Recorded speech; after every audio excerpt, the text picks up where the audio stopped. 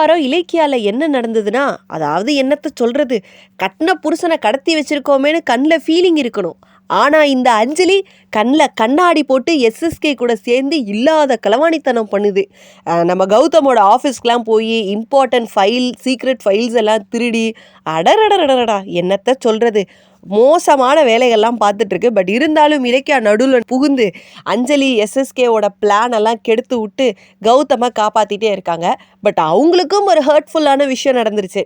என்னன்னா, நம்ம கௌதம் வந்து ரொம்ப ஹாப்பியாக அவரோட ப்ராஜெக்ட் ஃபைலை எடுத்துகிட்டு வந்து இலக்கியா கிட்ட காமிக்கணும்னு இலக்கியா ஒர்க் பண்ணுற ஸ்கூலுக்கே வரார்.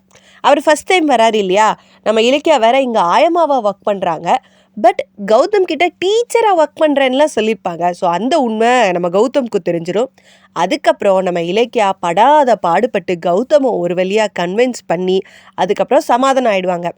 அப்புறம் சரி ஓகே ப்ராஜெக்ட் வேலை அப்படின்னு சொல்லிட்டு கோயிலுக்கெலாம் போய் சாமி கும்பிட்டு ப்ராஜெக்டை ஸ்டார்ட் பண்ணுவோம் அப்படின்னு சொல்லிட்டு போயிட்டு சாமிலாம் கும்பிட்டதுக்கப்புறம் அங்கே இருக்கிறவங்களுக்கு பிரசாதம் கொடுக்க போகிறப்ப கரெக்டாக நம்ம ரேவதியை பார்த்துடுறாங்க.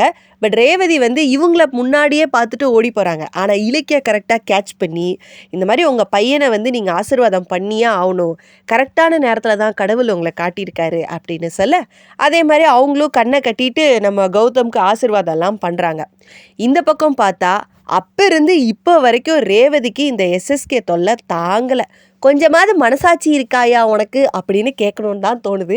நம்ம கேட்டால் மட்டும் எஸ்எஸ்கே கேட்டுற போகிறாரா என்ன? இலக்கியா கிட்ட நம்ம ரேவதி வந்து இந்த மாதிரி எஸ்எஸ்கேக்கும் தாக்ஷாயினிக்கும் கௌதம் தான் என்னோட பையன் அப்படின்றது தெரியும் அப்படின்னும் சொல்கிறாங்க. ஸோ இதுக்கப்புறம் என்ன நடக்க போகுது? இலக்கியாவுக்கு கௌதம் பற்றின முழு உண்மைகளும் தெரிஞ்சிருமா? ரேவதி சொல்லுவாங்களா? இல்லை இந்த விஷயம்லாம் கௌதம்க்கு தெரிஞ்சால் என்ன நடக்கும் அப்படின்றத இந்த வாரம் எபிசோட் பார்த்து தெரிஞ்சுக்கலாம். ஒன்னும் இல்ல கௌதம், அவங்க கைய பிடிச்சு சாமி கிட்ட வேண்டுறாங்க. ஓ சரி.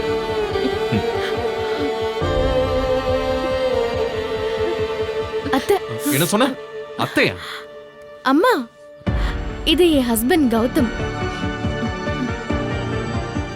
ரொம்ப சிரமப்பட்டு இப்பதான் ஒரு பிசினஸ் ஸ்டார்ட் பண்ணிருக்காரு. இவர் அதுல ஜெயிக்கணும், எல்லாரும் முன்னாடியும் கௌரவமா வாழணும். அதுக்கு நீங்க ஒரு பெத்த அம்மா ஸ்தானத்துல இருந்து ஆசீர்வதிக்கணுமா?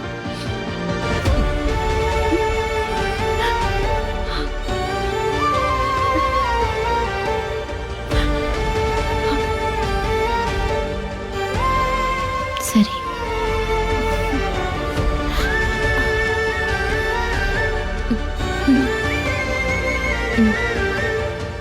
கௌதம், உங்க அம்மா கால்ல விழுந்து ஆசீர்வாதம் வாங்கிக்கோங்க. என்னது? ஏன் அம்மாவா? அம்மானா அம்மா தாங்க. நம்மள ஆசீர்வதிச்சு நமக்கு நல்லது நினைக்கிறவங்க எல்லாருமே நமக்கு அம்மா தானே. நீங்க கால்ல விழுங்க. சரி, ஆசீர்வாதம் பண்ணுங்கம்மா. நல்லா இருப்பா.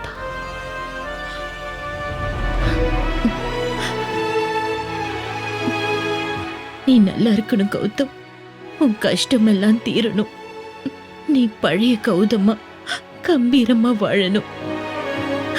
எந்திரிப்பா.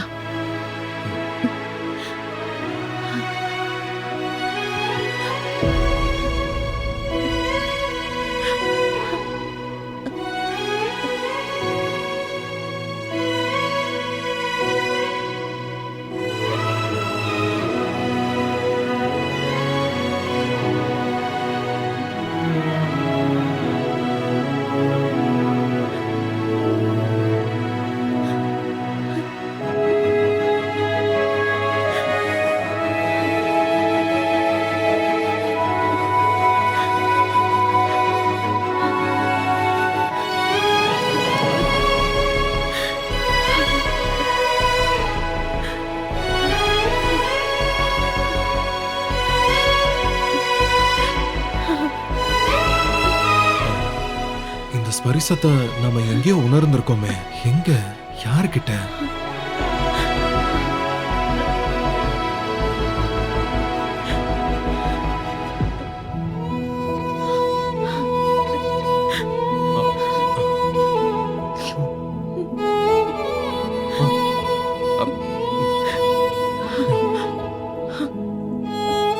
இலக்கியா,